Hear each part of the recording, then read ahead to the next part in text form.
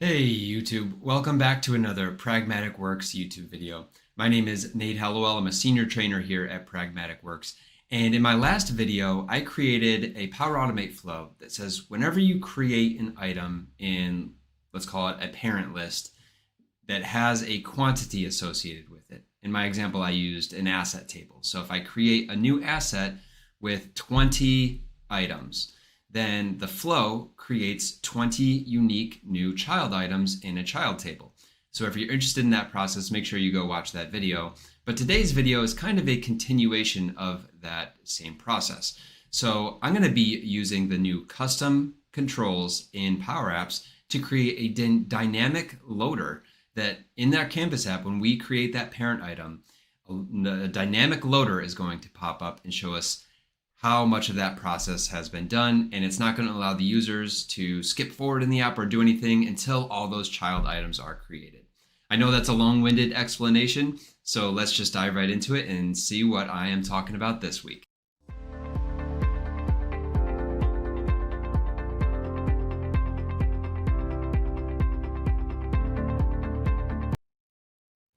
All right, so I'm just going to dive right in and share my screen. Here is the very kind of simple Canvas app that I've stood up for this example. And in it, you'll see a gallery that holds all of my parent items with the quantity associated. This should match last week's video as well with the Lenovo Legion, and we have 22 of those. So let's go ahead and add another asset to our inventory, I guess you could call it, and see what happens. So I come in here, I add the plus button, and simple form, I just add the new asset name and tell it how many of those that I have. This time we'll give, I guess, Dell some love, and we'll say we have 22 Dell XPSs. So once I submit, then I get this nice pop-up. I can't do anything else in the app, and it's a nice dynamic loader that tells me how many of my items have been created. So today, that is what we're going to be building together, and hopefully that example kind of gives you a clear idea of what we're working towards. So now that we know what the dynamic loader is supposed to look like, let's dive right in and see how we actually go about building this thing and configuring it. So the first thing we want to look at is our form, right? We have this very simple form that just has the asset name and the quantity. But what happens when that form has been successfully submitted, right? We don't want to have a pop-up come up until the form is actually successfully submitted. So we need to go to what's called the onSuccess property. So that's going to be in your properties dropdown, and you're going to want to go find the onSuccess property. So what happens when the form is successful? Well, the first thing is we know we're going to have a pop-up that's going to contain our loader, right? And the visibility of that pop-up should be controlled by a variable. So because this is all in one screen, I'm going to use a context variable. So I'm going to do update context. And first I need to name my variable. So in this case, because I've already had this built out, I'm going to stick with the variable called var loader. And what do I want to happen when the form is successfully submitted? I want to make var loader visible. So I'm going to make this variable true. So that's step one. Now let's go ahead and actually build out a container that's going to house our dynamic loader and all of our controls that is going to make up this loader pop-up. So at the screen level, I'm going to go and insert another container. Now for my pop-ups, this is totally up to you, but I typically like to do full screen so that the user can't really do anything else until the process is finished, or you give them sort of escape key, but I like to make it the entire size of the screen.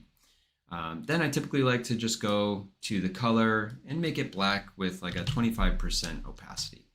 This gives kind of a clear indication that something's happening and this is a pop-up, you can't really do anything.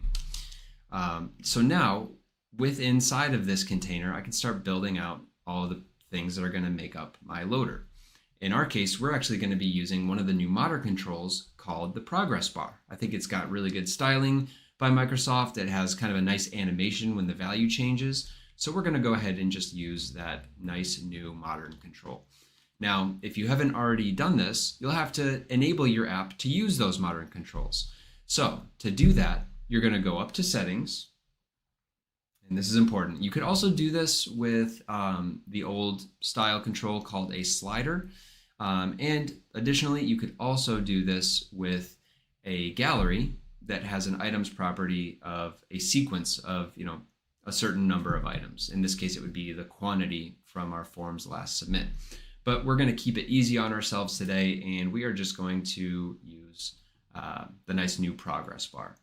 So to bring that into your app, you're going to go to the settings menu, and then you're going to go to upcoming features, and you're going to search for the word modern.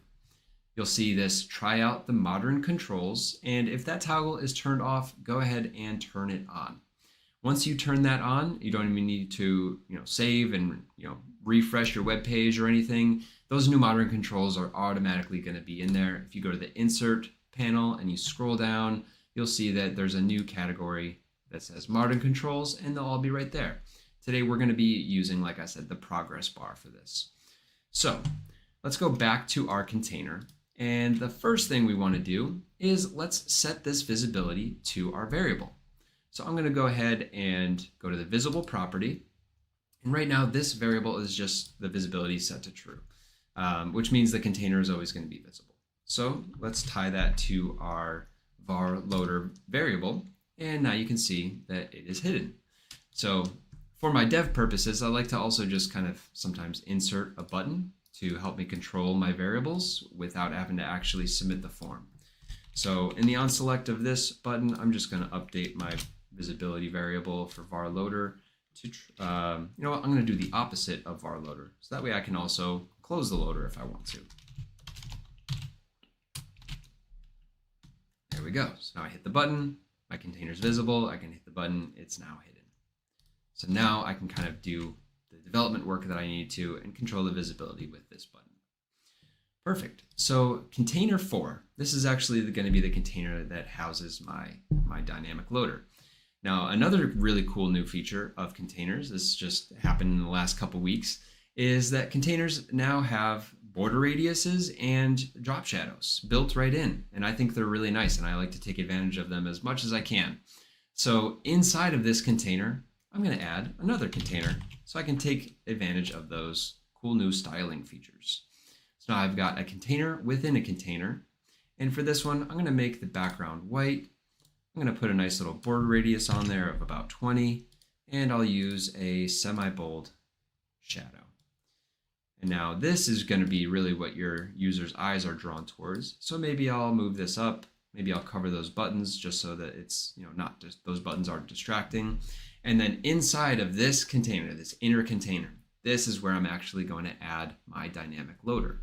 So let's go ahead and put in that new modern control, that new progress bar. So I'm going to go to Insert, and I'm going to go down to my modern controls, and I'm going to bring in the progress bar. And there we go. You can make this, resize it, however large or small you want it. For the thickness, I'm going to make it large so it's a little bit easier to see. The shape is rounded. I think that's nice. Perfect. You can also kind of change the color here if you want. You can change it to green. You can change it to red, whatever you wish. I kind of, I just like the standard blue that it comes with, but that's totally up to you. Now, here comes where we start actually configuring this loader, right? How do we get this to properly display, first of all, how many items should it create? And second of all, how many items have already been created in that child table? So let's go ahead and look at the maximum and the actual value of the loader. If you look, you'll notice that the maximum value is set to 100 and the value is currently 50. So if we look at that on our screen, that's what it looks like. It's 50% complete. But if I want this to display a custom number every single time, right? Every time we add an asset, there might be a different number, a different quantity associated with that asset. So for a very specific reason, on success of that form, we have not yet reset the form, right? The reason we did not yet reset the form, all we did was make this pop-up visible. The reason for that is so that we can take advantage of the form's last submit property. Once you reset that form, you lose the last submit.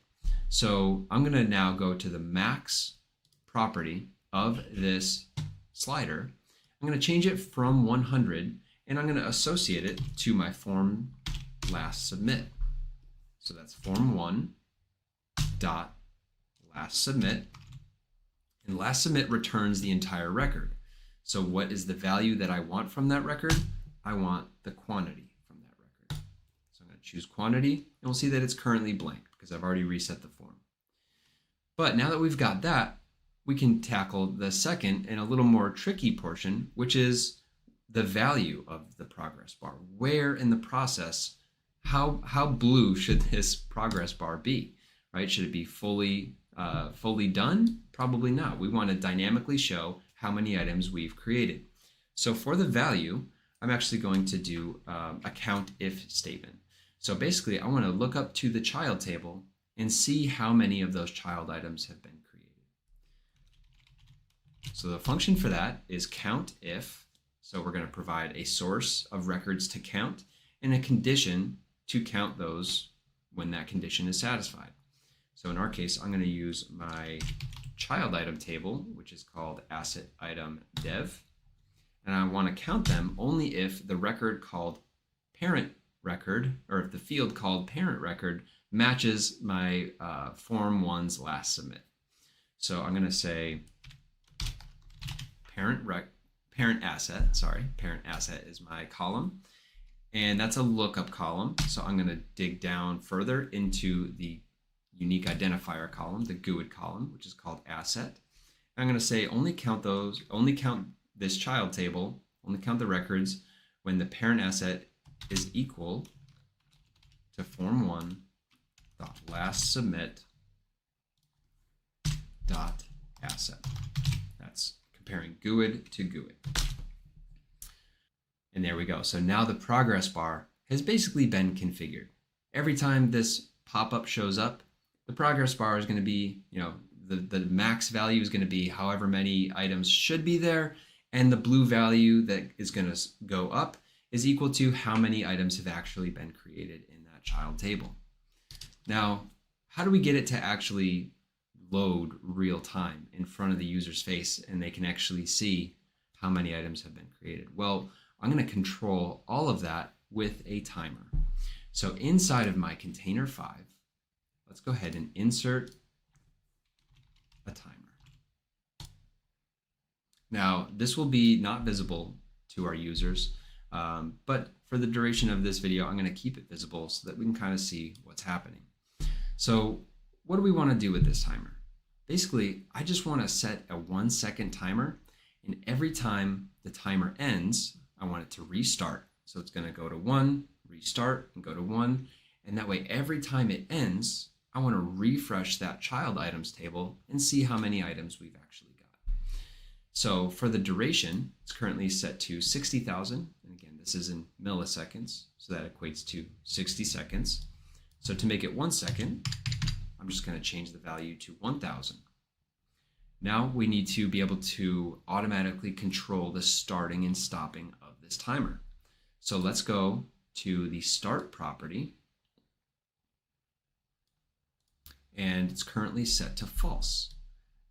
We want to be able to start this timer without any user interaction. So to do that, I'm going to use another variable. I'm going to call this var start timer. Now, because I haven't, declared those variables yet, I am going to get an error. So best practice is to maybe go to where you're going to, set that variable first. But in this case, I'm just going to leave that error and it should go away in just a moment here. So I have this variable called var start timer. I'm going to copy this so that when I go to type it in later, I don't have any typos. So first, let's go to the on end. So on timer end, what do we want to happen? Well, first, let's go ahead and reset this timer so that it starts again. So I'm going to update context. And this time, I want to use my var start timer variable, and I'm going to set it to false so that I can reset it back to true. So false. And then I'm just going to copy this code here. So I want to stop the timer and then restart it. So I'm going to set it back to true. So that's on timer end. Perfect. Now there's also some other things that I need to do when the timer ends, but this kind of gives us, it gets rid of that error that I had, and it gives us a kind of a place to start from. So like I said, the visibility of this pop-up, the value of this progress bar, everything is going to be kind of controlled from this timer. So when the timer ends, yes, I want to start it, I want to stop it and restart it. But maybe before I do that, I should actually refresh that child items table and see if we got the right number of items. So first, I'm going to actually do an if statement. And I'm going to say if, and now I'm just going to tap back into the code that I already wrote for my values for the progress bar. And I want to say if, basically, if the value is equal to the maximum, then I would just kind of want to, close the pop-up and everything is done. So I'm going to just copy this code I already wrote. That's going to return a number, right? So if that number is equal to, and then I'm going to go back to my progress bar again, and I'm going to go to my formula for the max value, and I'm going to say if that value is equal to this value, then what do I want to happen? Basically, I just want to set the timer back to false, and I want to set the visibility of this entire pop-up to false. So if all that is true, really all I want to do is update context. And I'll set my var loader back to false.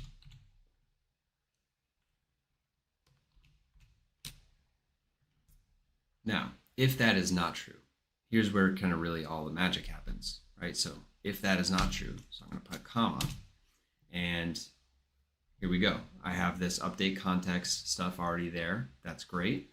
But first, I need to refresh those child items before I restart that timer. So let's refresh, and I'm going to refresh my child item table. Then, so semicolon, then I want to stop the timer, restart it, and it's going to do all this check again. So with all that, let's see what that gives us. Again, that might not be the full formula that we need to do, but we're going to know in a second here. So let's just give it a test. So I'm going to hit this button to close out my my pop-up, and let's give this a run through. So first of all, let's add a new asset. We're going to say, how about, I'm just looking around my desk, we'll add a Elgato Stream Deck. And we'll say we have 15 of those. So when I hit submit, the pop-up should come up and nothing is happening. Why is that happening? Because we have this timer whose start property is a variable, and we've never started that variable. So let's manually start this timer and then see what happens. So we've got, it's starting and stopping, starting and stopping, starting and stopping. And now we can see the flow has kicked off. The dynamic loader is moving. And hopefully once it gets to the end, the pop-up goes away. So most of this is configured correctly. The last thing we need to do is let's go back to our form. And one thing I also noticed, since we're in play mode, it says no item to display. So I'm going to also probably need to reset this form once the timer, once the progress bar has fully loaded. So for right now, I'm just going to hit cancel. We'll hit new. So on success, we're updating the context of our loader to become visible, but let's also update the timer. So var start timer, we'll set that to false. And then in a separate function, I'm going to restart the timer. So I'm going to do another update context. And I'm going to change var start timer to true. So that will automatically initialize the process of the timer actually starting. So let's try this again. Let's do a blah, blah, blah. And how many blah, blahs do we have? We have, let's say, 6 of those. submit. Now my timer should be starting and stopping automatically. The flow is going to kick off in the background to actually create those child items. And now we've got our dynamic loader. Perfect. So that is pretty much how you do it. So I will review that code one more time because to be honest, it is a bit tricky and I did run through it really quickly. So let's bring up this, this pop-up one more time. And first thing, let's go ahead and make this timer not visible. So the user doesn't need to know that it's there or what it's doing or why it's there. So let's take a look at this code and see what's happening here. So again, we're saying what happens when the timer ends. So it's a 1 second timer. So at the end of that 1 second, we want to basically count the number of child items that match the parent item, the last submit of our form. We have a lookup column in our child item table that looks up to the parent item. It's basically checking to see, okay, if we say we have 20 items in our parent table, when we have a new asset, if we say we have 20 of those, then in the child item table, there should be 20 child items. So every time this timer ends, it's rechecking to see if that's true yet. If that is not true, let's say we have 20 in our quantity in the parent table and only 10 have been created so far. So it's going to go to the false part of this if statement because 10 does not equal 20. So if 10 does not equal 20, it's going to refresh the child table. It's going to restart our timer. So it's going to refresh it and restart the timer. At the end of the next time the timer runs, it's going to check again. Okay, now it's, there's 15 items. Does 15 equal 20? No? Okay, so refresh the child table and start the timer again. Now it's had enough time, it's refreshed 3 times, and now there's 20 child items in the child table. 20 equals 20, and because that is true, it's going to update context of var loader back to false. Now let's do one more thing here. In the true part of this statement, I'm going to add one more action, and I'm going to reset my form. Reset form 1. Now, that should pretty much take care of everything.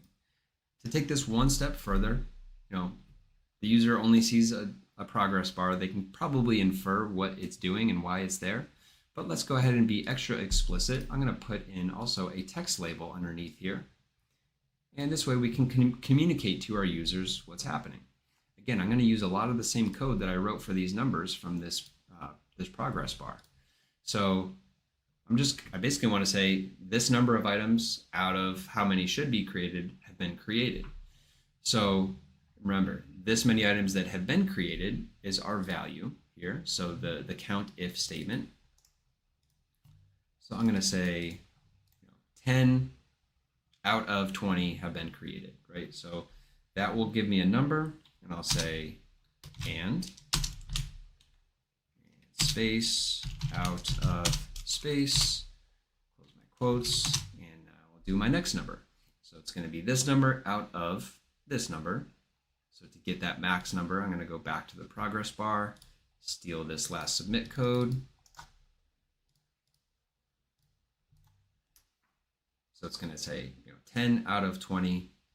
And I can add one more string of text here, and we'll just say items have been created. Go ahead and center that. Maybe make it semi-bold, maybe make it a little larger, whatever you want. Perfect. Now, because I've got that timer hidden, I can kind of maybe move this up a little bit and put it in the center. I'm going to hide those buttons again just so they're not kind of in the way. And let's go ahead and test this one last time. So asset name, this time we'll say Logitech mouse.